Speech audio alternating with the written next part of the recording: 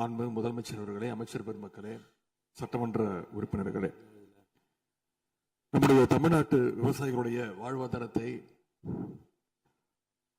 அழிக்க முயற்சிக்கின்ற மேகதாது அணை கட்டப்படக்கூடாது அப்படிங்கிறதா திராவிட முன்னேற்ற கழகத்துடைய உறுதியான நிலைப்பாடு. காவிரி நதிநீர்ல தமிழ்நாட்டுடைய உரிமை பறிபோக நாம ஒருபோதும் அனுமதிக்க கூடாது. காவிரி நடுவர் மன்றம்,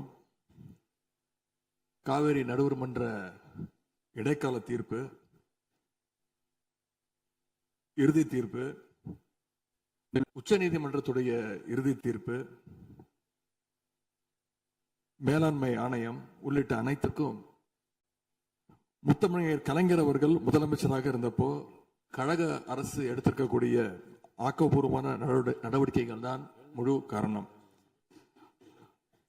அதை இந்த அவையில் இருக்கக்கூடிய மூத்த உறுப்பினர்கள் அத்தனை பேரும் அறிவார்கள்.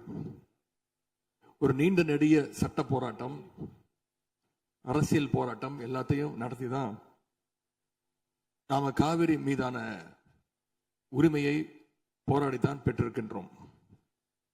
ஆனா அதை பறிக்கின்ற வகையில இன்றைக்கு கர்நாடக அரசு மேகதாதுல அணை கட்டுகின்ற முயற்சியில் ஈடுபட்டு வருகின்றது.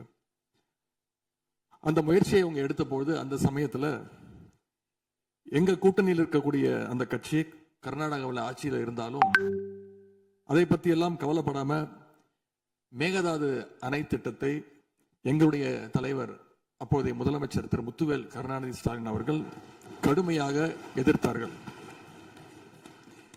இன்றைக்கு நம்முடைய மாண்பு முதலமைச்சர் அவர்கள் மேகதாது அணை கட்டும் கர்நாடகாவின் முயற்சிக்கு எதிராக இந்த தீர்மானத்தை இன்றைக்கு கொண்டு வந்திருக்கிறாங்க.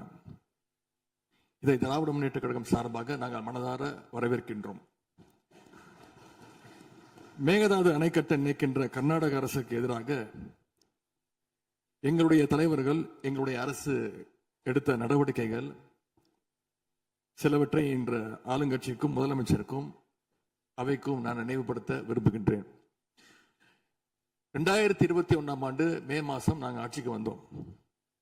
ஆட்சிக்கு வந்த அடுத்த மாசமே, ஜூன் மாசமே, மேகதாது அணை கட்ட அனுமதி அளிக்க கூடாதுன்னு எங்களுடைய தலைவர் அவர்கள் பிரதமருக்கு அன்றைக்கு கடிதம் எழுதினார்.